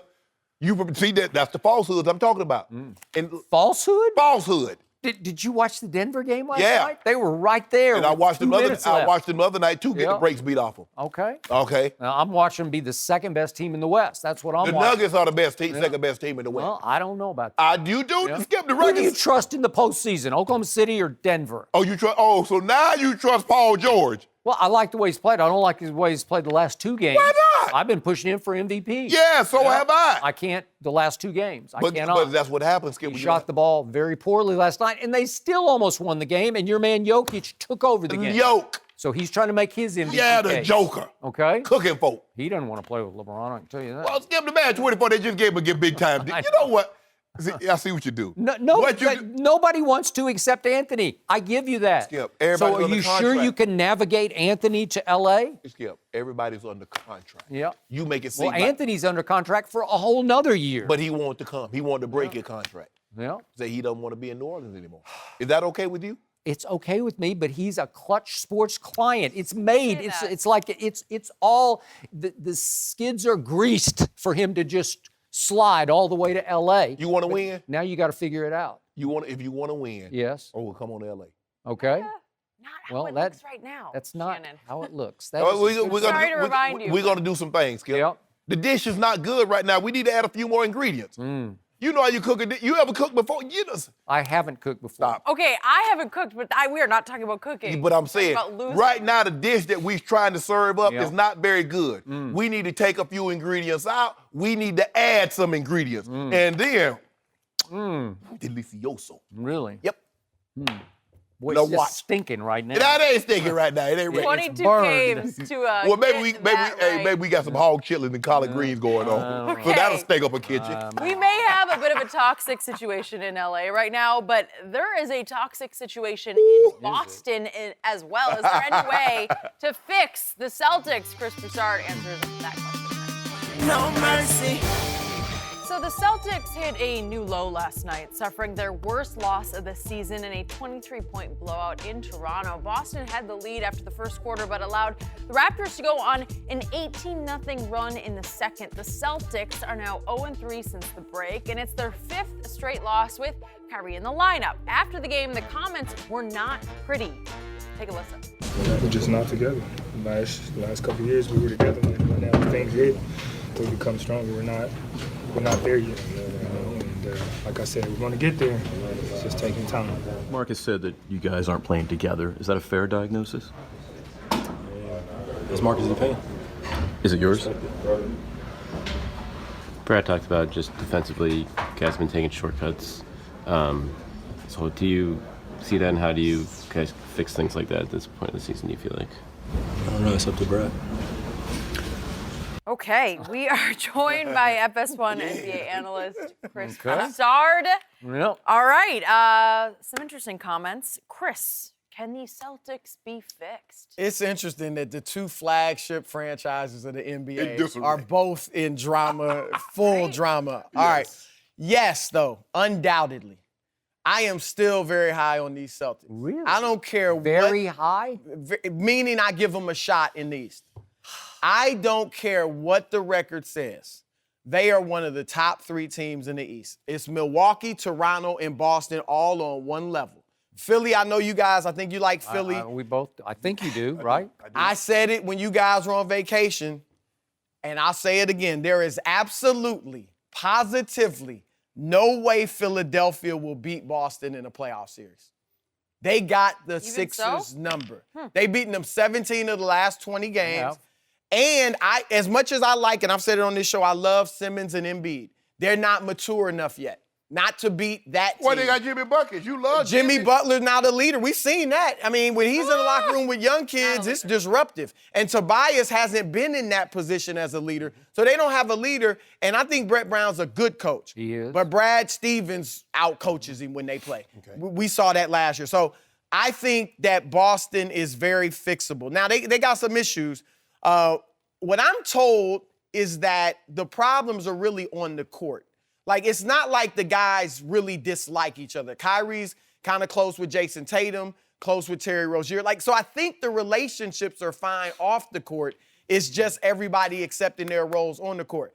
I think 2 things have to happen for them to fix this. One, Kyrie has obviously struggled with leadership, right? First, he went on the calling out the young players route. And then he went to the using LeBron as a prop route, right? To get them to see, you know what I'm saying? Right? Bingo. Like, look, I was Correct. where you at. I understand, but, follow me. Then he went lead by example, which was good. He averaged 30 and 10 for a 7-game stretch or whatever. He's been really good as a. Yeah, he's playing terrific. Last night, you could just throw out the whole mess of it. Okay. Now he's going, obviously, the no comment route. Okay, so he's struggling with leadership. I think Kyrie needs to go to Brad Stevens and say, look, I want to have a players-only meeting. So don't do it behind his back like it's just the players versus the coach. Tell Brad, I want to have a players-only meeting. Meet with your teammates and say, look, I was wrong for putting our dirty laundry out in the media. That would help. Right? I'm learning just like all of us, from this point, and I apologize. From this point forward, let's keep everything in-house. We're not together, guys don't like each other or, all that, because that does make it worse, because especially in today's media climate. Even if you didn't air it, I saw you got on dirty clothes, so I know something going on. Who's seen it? Nobody's. Yeah, we saw it. We only know it because they all said it. We see the way they playing. Something ain't right. Regular season, okay, so that leads me to part 2. I think Kyrie needs to say that. Part 2. This is the problem with the players on the court. Jason Tatum has gotten better individually. Jaylen Brown has gotten better individually, and now they're playing more like ISO guys. Like they want to get theirs, whereas in the past few years, it was let's do what Brad says. And it was one guy. It was Isaiah Thomas, and everybody else do what you're supposed to do. Kyrie, and everybody else do what you're supposed to do. And what they have, maybe Ainge needs to say something, or Brad, look, I get you guys are better. You can do more things. But Jason, your stock around the league, or you were viewed as better when you were just doing what you were supposed to do. Jaylen Brown definitely has seen his stock drop. Terry Rozier. So let's play our role. You're going to get shine if we win. Right. Even if you're only scoring 16 points a game or whatever. So I think it's very fixable because Brad Stevens whether he can handle superstars is a question. It is. But I think it's fixable. I'm not saying they'll win the East. I'm just saying they definitely better than Philadelphia. And I think that Milwaukee and Toronto just may be better. But I think they can get to the second round and have a shot to win the East. For me, I think its expectations are catching up with them. Everybody just assumed they went to Game 7 of the Eastern Conference Finals without Kyrie, without Gordon Hayward. And as you mentioned, Jason Tatum, Jaylen Brown, Terry Rozier, shine. Okay, now Kyrie comes. By the way, no Isaiah last year. No Isaiah. So, yeah, right. Okay. Right. And Kyrie got hurt, February, March. Yeah. So you played the last stretch of the regular season and all the playoffs without Kyrie. Now Kyrie comes back. All those shots that Jason Tatum was taking uninhibited, Kyrie getting them. Jaylen Brown goes from being a starter playing 35 minutes a night to coming off the bench. Oh, wait a minute. Kyrie, you interfere with my shine. People started talking about Jason Tatum legit. Jason Tatum, I say in 2-3 years, Jason Tatum gonna be an all-star. He gonna be a superstar. That ain't what they saying right now. That's not how it looks. Yeah, and everybody was talking, Jason Tatum is this and Jaylen Brown.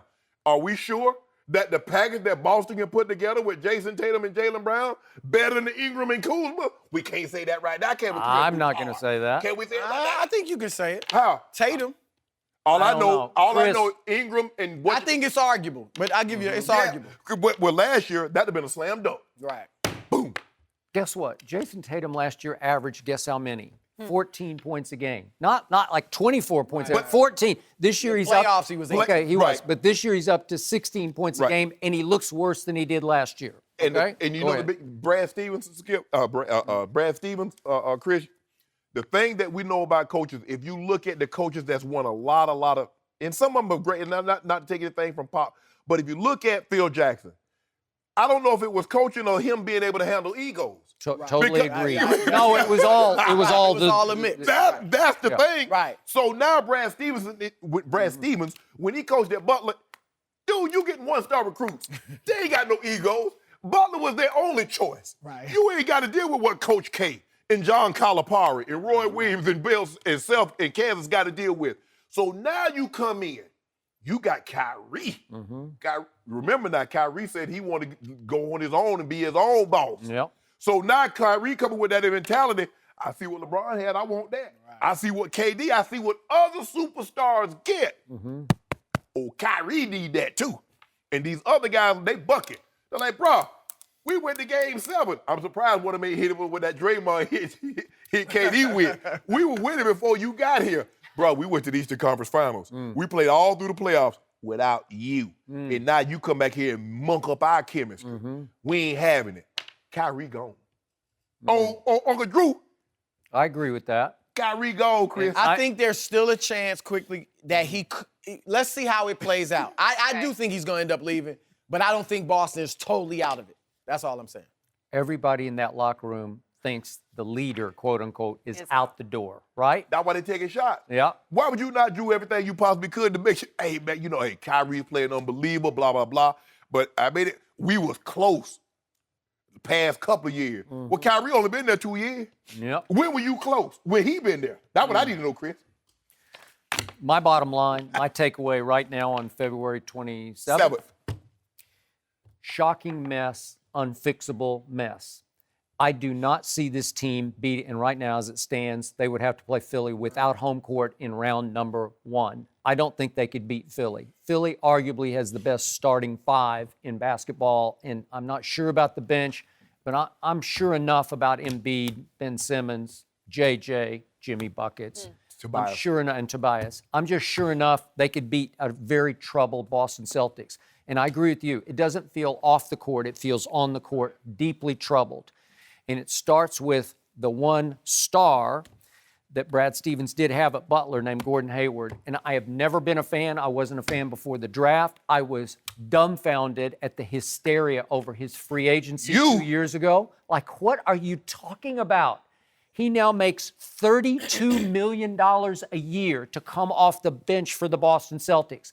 That's troubling to that locker room. You don't think they all look sideways at Gordon? Not that he's a bad guy, because he's a nice guy. And he's not as good as Tatum or Jaylen Brown. Come on. How would you even put him in the same sentence? That injury robbed him, Chris. Hey, $32 million to average 11 points and 5 rebounds a game. He started 17 of 51, so he mostly comes off the bench. That's a problem. Kyrie is a problem. He is still the best closer in basketball. There's nobody I want to see with the ball in his hands with 30 seconds left than that guy. That guy That's why I still give him a shot. You could be right, and I'll give you that much, but he is no leader. He's not you're born to lead, you're not chosen, you can't appoint yourself, and he tried to appoint himself, and it did not work in this locker room. And I liked what Isaiah Thomas said. I'm not talking about the new one, but the old one, the Hall of Famer. The big Isaiah, right? Last night on TNT. He said they don't enjoy playing together, and they just don't. I watched the body language. There's no joy in it whatsoever. Last year, the ball moved because they were all kind of interchangeable parts, and it was all fun. And Terry Rozier would come in and be scary Terry and just light it up. And they got in a rhythm and a rotation of, this is your role, this is your role, you get to do this, you get to do this. And the ball would just fly around. They played defense at the high. Weren't they maybe one of the best defensive, right? They're still top 5. They're top 5, but they don't play with that edge they played with on defense last year.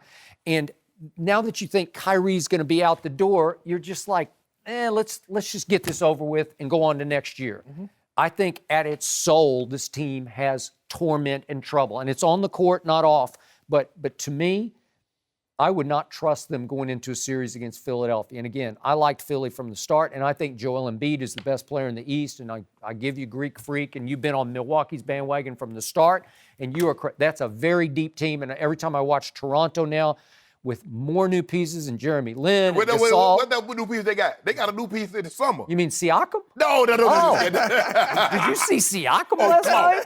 Clark. Okay, but that team is loaded from top to bottom. And Van Vliet's sitting over there in street clothes right now, and it didn't even matter because they just lit up the Celtics. They ran them off the floor last night. All that said, and Milwaukee and Toronto may just be better than Boston. They might be. But this Boston team, with all its issues, went to Milwaukee, which has the best home record in the East, and went to the last second, and the NBA admitted Kyrie got fouled twice. I tweeted it immediately. He should have been shooting 2 free throws, and you know what would have happened? He would have made them both.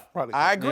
So, look, you said it. Arguably the best closer in the game. Not just the last shot, but he had 10 points, I think, in the last 2.5 minutes. He's scary at the end of the game. Yeah. And then you got, look, I know they have issues, but they're still top 5 defensively. And when you don't play well together or don't have chemistry, defense is usually the thing to go, because defense, you have to be on a string. You have to be connected. You have to be talking. So that is still there.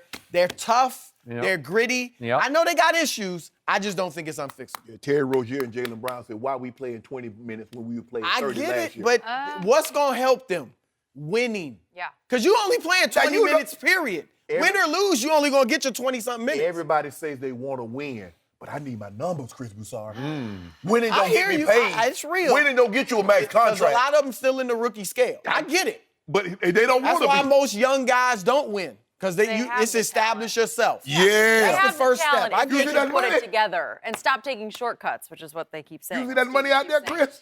Okay, different team, different kind of problems. The Lakers are struggling. Is it all LeBron's fault? We'll discuss. Good question. What's up with these former Cavs? And I won't back down. No mercy. The Lakers are probably facing a must-win game tonight against the Pelicans. LeBron questioned his teammates' sense of urgency after losing at New Orleans on Saturday, then called out his supporting cast again after falling to the lowly Grizzlies on Monday. Last night, Shaquille O'Neal basically took LeBron's side, telling the Lakers' young players that were not traded at the deadline, quote, "It's no time to sit and sulk."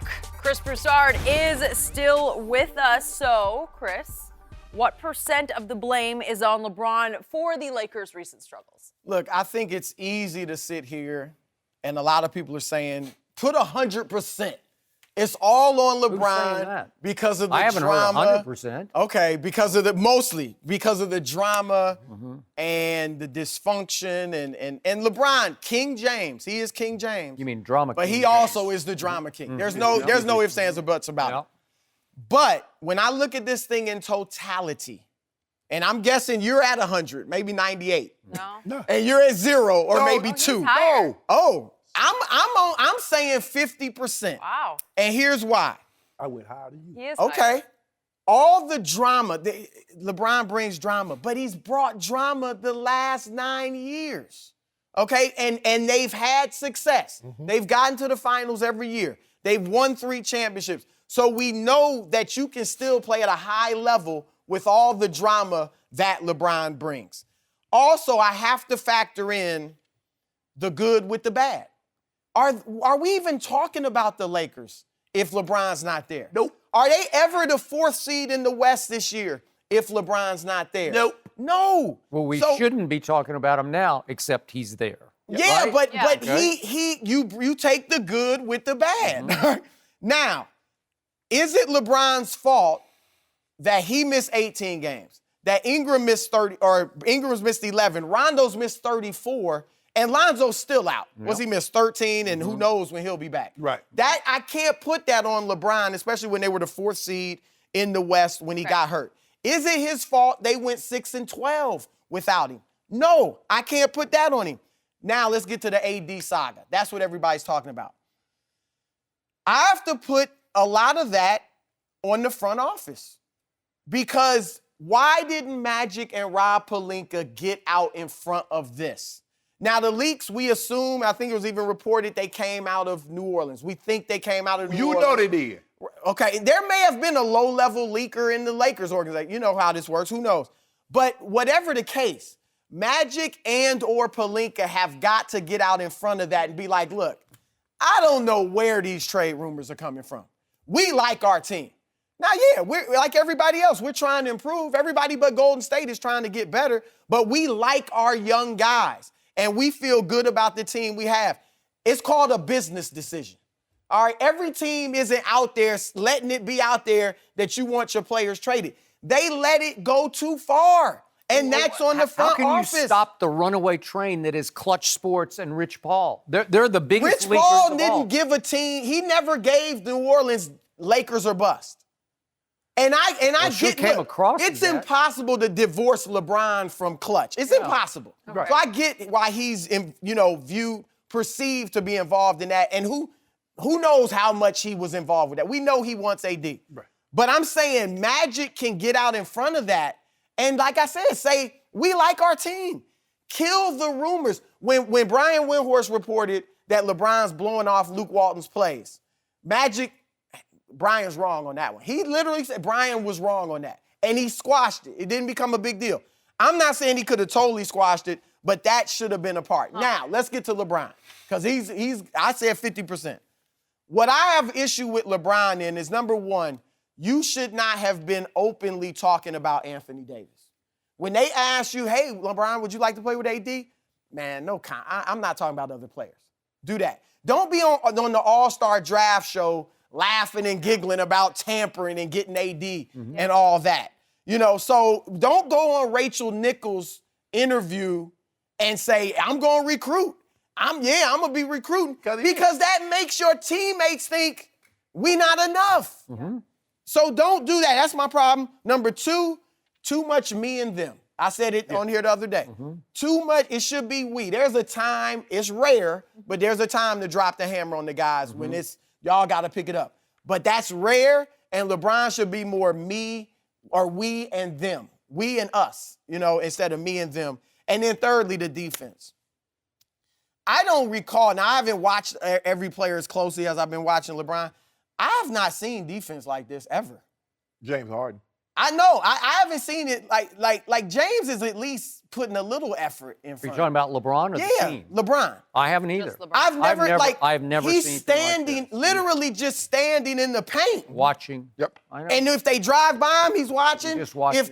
If his man out there shoot the three, you said the Brazilian Kevin Durant, I've never seen this. He did it some in the playoffs last year, but he would pick his spots to go ahead and try to play defense. This is so I put blame on LeBron, but I'm at 50%. Go ahead, Skip. I can't tell you how much I disagree with almost everything you said, but I'm going to go back and start with Shaq. And I love Shaq, but he missed the boat on this one because he's trying to place 100% of the blame on the young Lakers, saying, hey, I got traded 6 times. He actually got traded 3 times, Shaq did in his career. But he's just saying it's part of the business. Swallow it, eat it, and like it. Just go on to the next game. That's exactly what they did. This has become a false and misleading narrative fueled by LeBron in postgame at Memphis that the kids have quit on him. I look at what the kids have done since the trade deadline, and Josh Hart is hurt he's got knee tendonitis and got a PRP shot, so I'm going to give him a pass on that, and I got to give Lonzo a pass because I think he's passed. I think he's gone for the rest of the year, and it's because of the Luke issue. I just think they don't want him back, and he doesn't want to come back, and I'm pretty sure he won't be a Laker next year, so he's out of sight, out of mind. So now I have to focus on Kyle Kuzma. Since the trade deadline, he's averaged 23 points and shot 45% from 3. That's not quitting. Brandon Ingram has played even better since the trade deadline. He's averaging 23 points. He's shooting 47% from 3 since the trade deadline. That's not quitting on LeBron. Really good, right? My eye test tells me LeBron has quit on the team, that it was actually LeBron at the trade deadline who sat back and said, I thought I was going to get him, and I didn't get him, and it tears my heart out, and now I'm just going to have to go through the motions, get the rest of this year over with, and wait until I get my co-star next season. That's everything smacks of that, on offense as well as on defense. And by the way, with LeBron unigniting the defense, do you realize they've given up the most points in all the NBA since the trade deadline? Well, that's outrageously wrong. That's why that since LeBron's come back, they're 3-6. The only time this team was troubled, the only time the kids quit on the team was at Indiana. LeBron came back, it was his second game back, and they got humiliated and annihilated by 42 points because it was 2 days before the trade deadline, and the fans were chanting, LeBron's going to trade you. I've never heard a chant like that. Okay. That's what the about best JaVale? chant for opposing fans. It was the best ever, but JaVale's might have topped JaVale it. was better. Not worth trading. Okay? It's really clever, really inventive, and it worked because it just ripped the Lakers apart that night, and there's no Victor Oladipo, and they still lost by 42. Yes. But once the trade deadline passed, the kids all seemed fine with it, but LeBron is not fine with it. And I even have big issues with him on offense because he's starting to resemble Lonzo of last year when Lonzo was pouting about the rotation, the way Luke was using him or not using him, when Lonzo would just casually flip the ball to the perimeter and then go stand. LeBron does that a lot. And I say attack, like at Memphis. Memphis was ready at tip-off to lose the game. But the big dog, LeBron, the best player on the planet, he's got to go full force into attack mode early on, and then they'll say, no mas, we give up.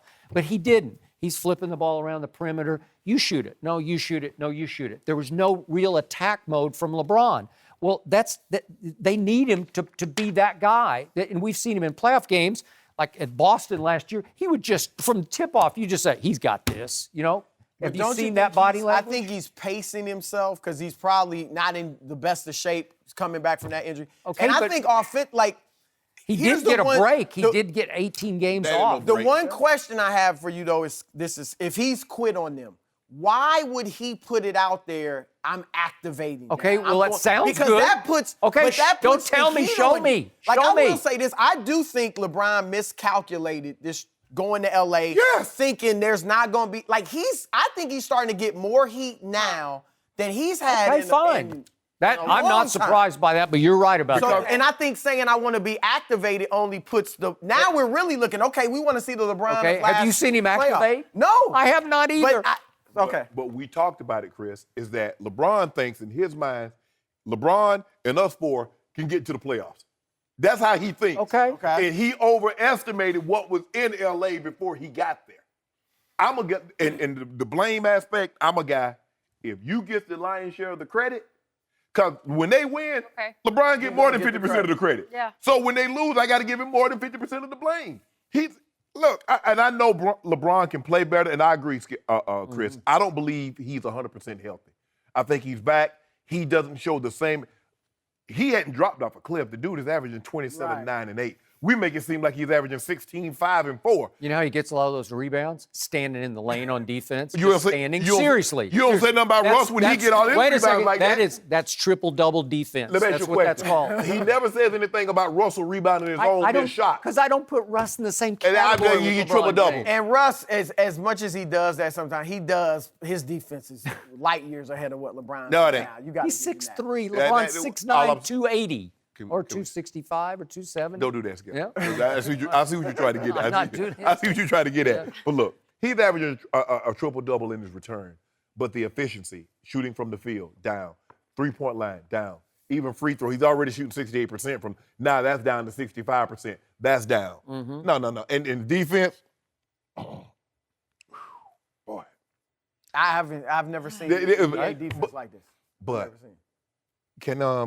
have you seen Rajon Rondo, Lance, JaVale, and Tyson Chandler since LeBron been back? They've been struggling. That's why I said. In the last 7 games, some of the other players minus 73. Well, minus 73. No, my bad. Minus 70. They scored 70 points, excuse me. What am I supposed to do with that? What am I supposed to do with 70 points in 7 games between 4? What am I supposed to do with that, Chris? 7 games, wow. But they should be able to beat Atlanta. Yes. Memphis. Yes. New Orleans without AD. Even they lost to with Cleveland. Those guys right. Well, without LeBron. Okay, last point in LeBron's favor. There was a trade made on trade deadline day, and somehow Big Zoo went to the Clippers, to the rival, the team you're trying to catch. You gave him the guy who was igniting you on both ends of the floor. He had become an inspiration to the bench.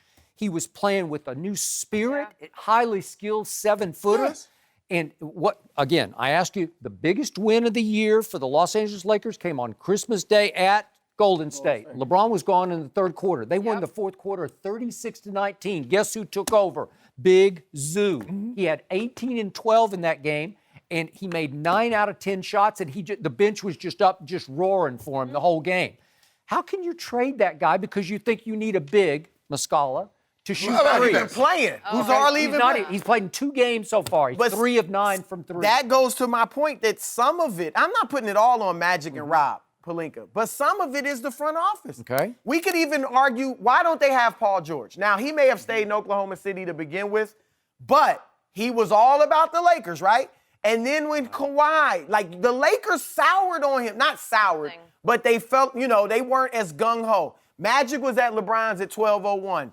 Pelinka should have been at Paul George's house at 12:01 a.m. But Paul George was at the concert. Well, he should have been at the concert with him. Yo, throw the hand up in there. He should have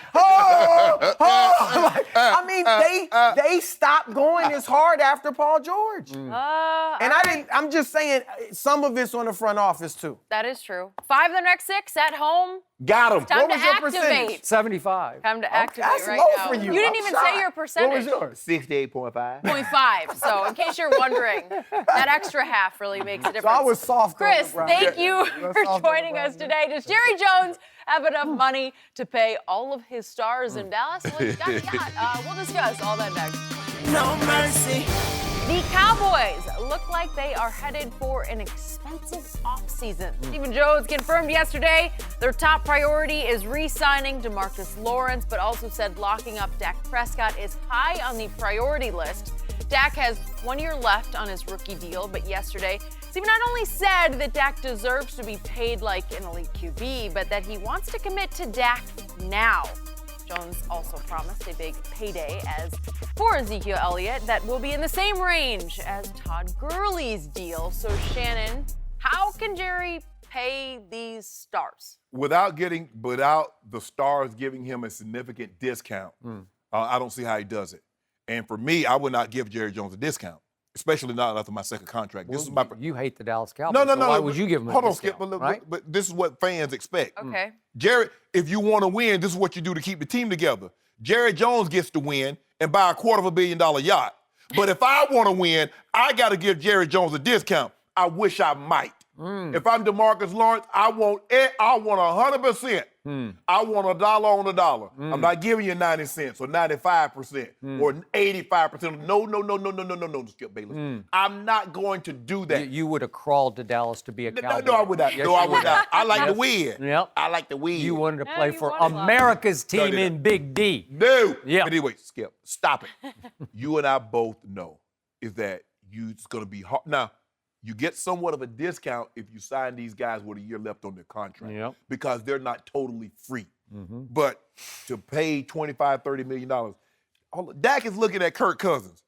He got $84 million guaranteed, Jerry. That's the starting point.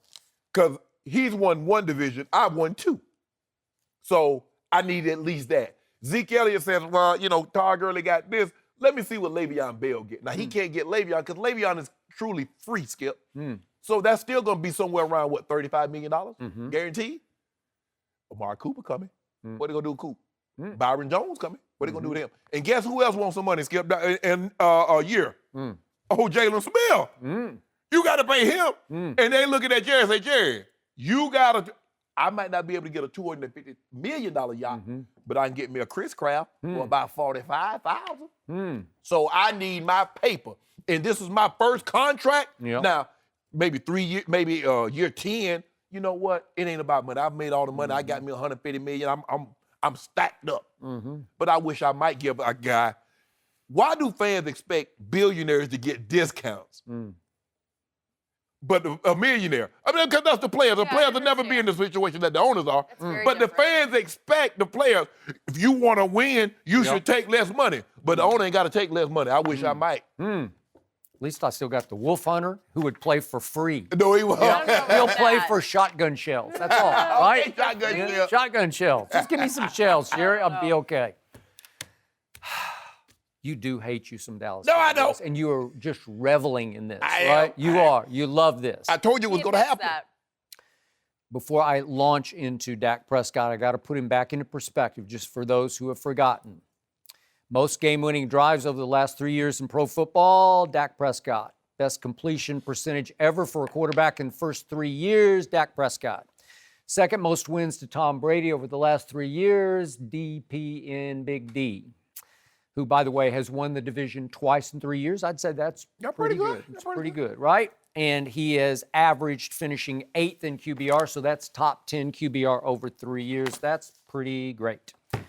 So, what is he worth? Well, is he worth Kirk Cousins? I never said Kirk Cousins was worth that money because I thought he was the most overpaid quarterback in the history of pro football, and he lived down to that this year. What about Matthew Stafford? You think Matthew Stafford is about $27 million a year? Is he that? Good example. What have I always called Dak Prescott? He is Brady-esque in the way he plays. He's not Tom Brady, but he is more like Brady than like Kirk Cousins. Yeah.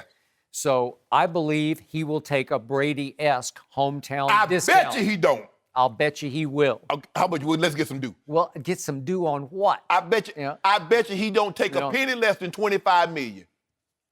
A penny less than 25. I've been saying $100 million for 5, which would be more in the 20 range. See if you give him all of it guaranteed. If you guarantee $100 million, Skip, guaranteed Stephen Jones says he deserves a contract between 25 and 30. Yep. That's what Stephen said. Yeah. Well, to me, there is discount in getting to play quarterback for the Dallas Cowboys. Do not underestimate that. I believe Dak Prescott believes he was born to play quarterback for the Cowboys. He's getting him a discount. It's a big deal. A discount is not Aaron Rodgers' money.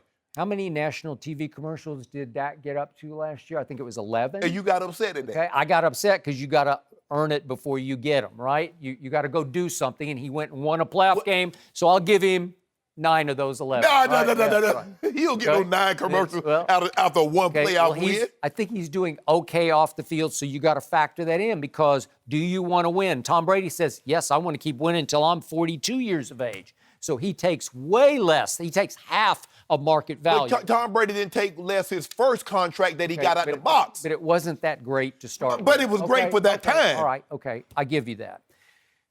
Ezekiel Elliott is tight with Jerry Jones. Why? Because Jerry hung right with him through his tough times, didn't he? Yeah. Jerry was right there fighting with him and for him all the way through it, right? He never condemned him publicly.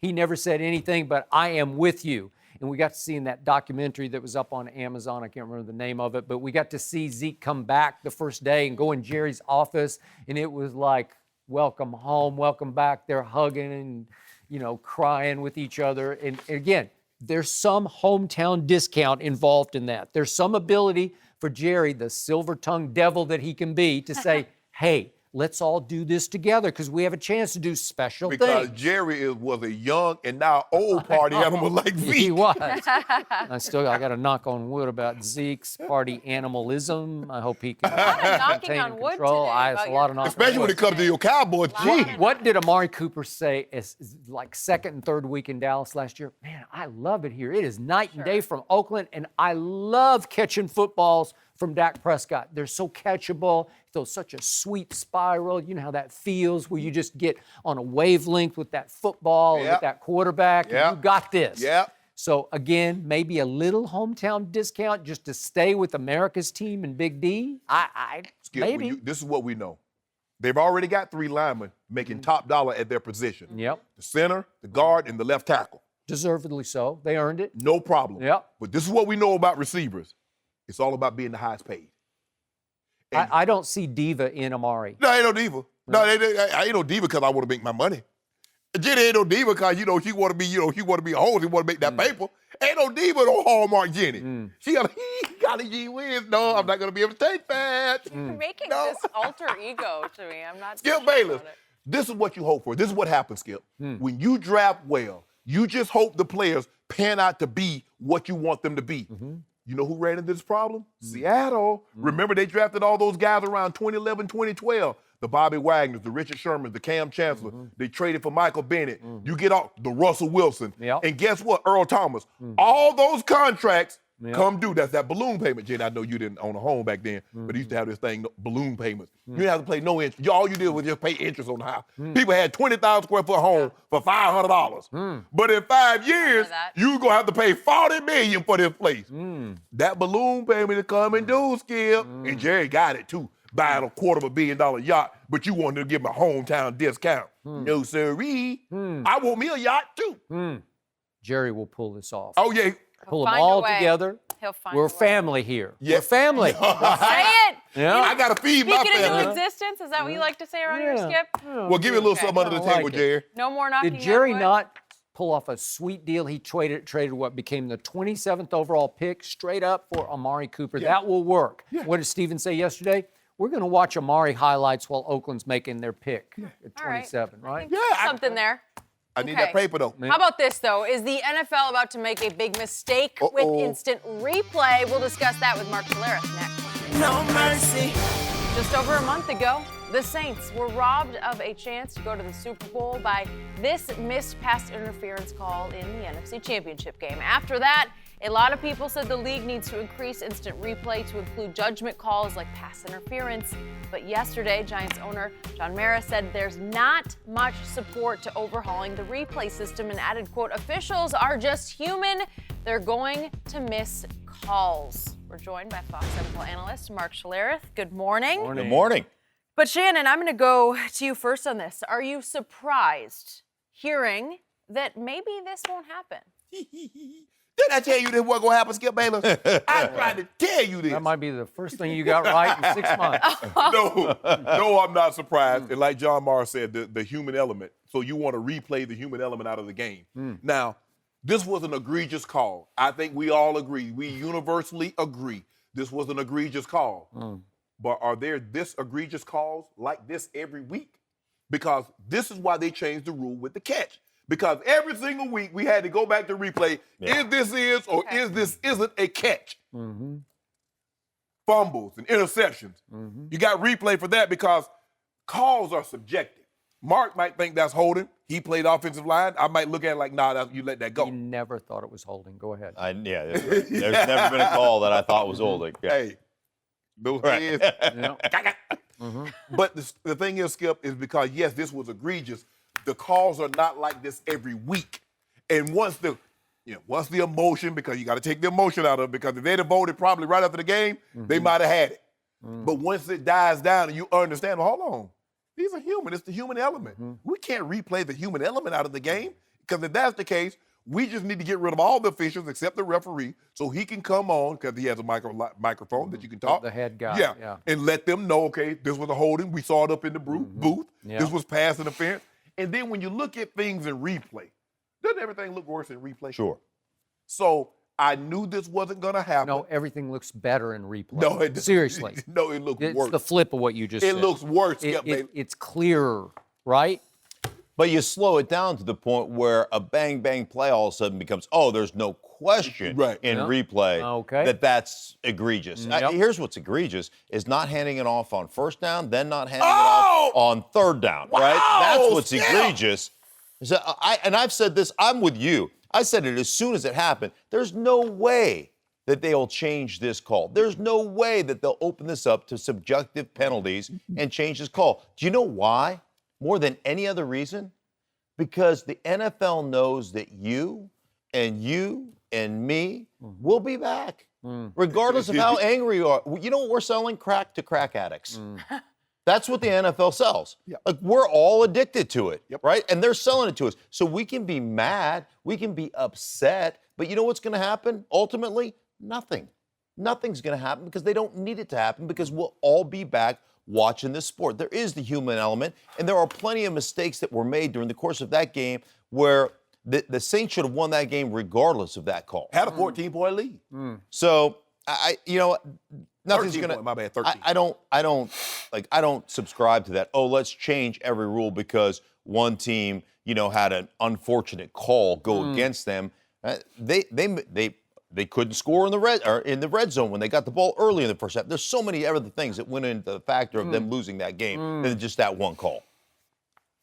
But that one call kept the New Orleans Saints from going to the Super Bowl. And you say, well, I'll come back and watch the game, and a whole lot of people didn't come back to watch the Super Bowl because the ratings were the worst in 10 years. And you can't tell me that part of that wasn't because a lot of people sat back and said, that's just wrong. A lot of people. Like, that's tainted. This team doesn't even deserve to be playing in this game. What about the team that represented the AFC? You don't think people were tired of them? Yep, they're tired of them. I said that'll be a factor, but there's also a factor of this was so egregious. There's nobody in the known world who didn't think that was the wrong call, right? Right. So all I want is a fail-safe to protect the game I love and you guys played at the highest level. I want it protected from human error. I get sick and tired of hearing human error. I used to fight with Jerry Jones. He called it human frailty. We need human frailty to be part of this game. You know why? Because he thinks controversy sells.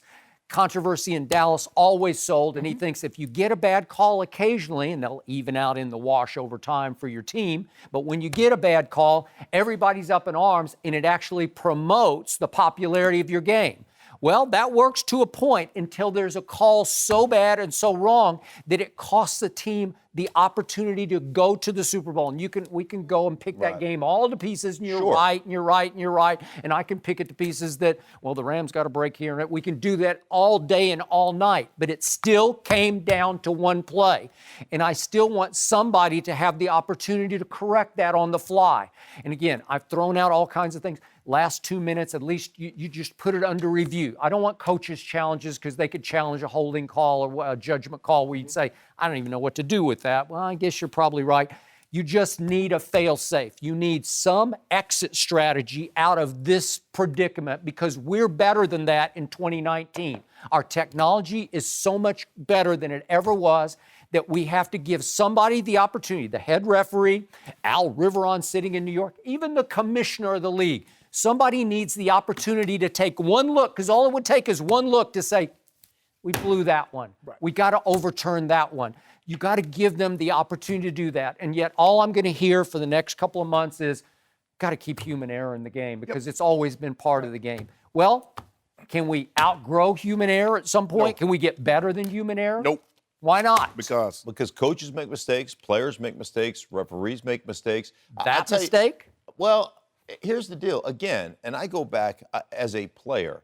I was taught as a player from the very young age starting to play this game, we don't ever let the game boil down to one call. Okay. We take care of our stuff. Okay, we take care of our business. That's your perspective, and you're right. Right. That's how you should coach it and teach how to play football. And that's what Sean Payton said until it happened to him. Yeah, that's what that's what the great teams are able to do. Okay, that's why the New England Patriots have won 6 Super Bowls and been to 9 in the last 18 years. But all a fan knows is, that happened? But here's the thing, Skip. If it happened on more occurrences than what we just saw in that game, Stink, you can remember this. You remember on kickoff, they used to allow you to have the 3-man wedge. Yeah. But they say the concussion rate was too high. Right. Then it went down to 2.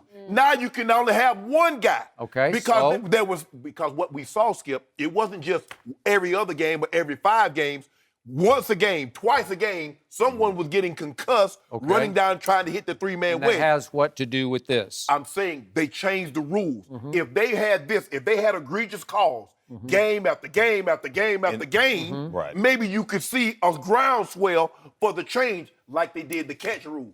Because it went from Calvin Johnson, it went to Dez Bryant, it went to the Jesse James with Pittsburgh Steelers. We saw it seemingly every single week.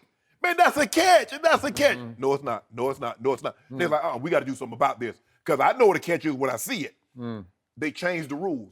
You said this was the most egregious call. I didn't see any like this in the first regular. Did you see any in 16 regular season game? I know, but those they don't matter like that. This decided the Super Bowl. Skip. Well, Dallas can make a case that this decided because you said they would have gone to Seattle and beaten Seattle on the catch. Yes. Yeah. Okay. But it wasn't one step from going to the Super Bowl. But the thing was, Skip, is that we saw these elements. We saw a case after case. This was an isolated incident. You make it say, how many of these have you seen in your playoff history of 40 years of covering the football? One. And you want to make a wholesale change after one. I saw Mike Renfro at Pittsburgh. Okay. Yeah. Well, he got he did get both feet down. Yes. But even that wasn't as late as this. I just want to eliminate this from the greatest game in the world, to me. You can't eliminate and yet, I'm going to warn both of you. Once upon a time, not too long ago, and you grew up in this sport because your son, we all thought baseball was the national pastime. And now it's not exactly this. Obviously, this sport has overtaken baseball in popularity. Okay, I got you. But here comes the NBA, and maybe all of a sudden, 10 years from now, you look up and you say, wait a second, the NBA overtook the NFL because the NFL couldn't protect the integrity of its game. Right? Well, you can't keep the thing. Well, the thing is that, Skip, when you look at NFL, is that my team realistically have a chance to beat yours on any given Sunday. Yep. How many times you think somebody gonna beat Golden State 4 times? Right. I think here, real quick, just to piggyback on that. Here's the other part about that. The NFL has done a great job of creating parity, and right now, guess what? Hope springs eternal. You've got free agency coming up, you got the draft coming up, and people will go back to their television sets because my team's got a chance this year to win it all. I sure hope you're right. All right, Mark. Yeah. Thank you for being here today. Interesting stuff, guys. So will the Lakers go to Shannon's restaurant and pick up hot doves tonight, Skip? I'm passing them out. We'll see. We haven't talked about your restaurant in a while. We'll discuss next. All the dubs you want. no mercy. The Lakers are in a must-win mode tonight against the Pelicans. They lost to New Orleans on Saturday night, even though the Pelicans were playing without Anthony Davis. LA currently sits 2 games below 500, 3 games out of the 8th spot in the West. Shannon, what do you expect tonight? I expect a dub. Big dub? Yep. Staying How up big? late. 25? Nope. Staying open late tonight. We're going to win by 12. By 12? Yep. That's interesting. You're favored by 5.5. So The you're gonna cover. 12. Right? No, we're going to do more than cover. Okay. We're going to increase that during turn up that defense. Yeah, you're going to cover up all those warts. We're going to turn up that D on them a little bit. Really? D? They're going to play a lick of defense? A little bit. A little bit of defense? Just enough. Okay. Have a 30-point triple dub. Brandon Ingram give us about 20. Okay. Kuzma give us about 18. Okay. And what is Anthony Davis going to give the Pelicans? They're going to probably hold him out. Hold him out? Yeah. That would be bad news for the Lakers. Why? I say they have a much better chance to win if Anthony plays because I don't think his heart will be into it, and I think the Lakers will take it a lot more seriously if he does play. Well, you remember last time he played, they had like 36 and 15, and they still won. Skip, here's the sure thing. They're going to let him play? Probably not. Probably not. Skip, the Lakers have won. They've had the last 16 games in which LeBron has played at home. They're 13 and 3.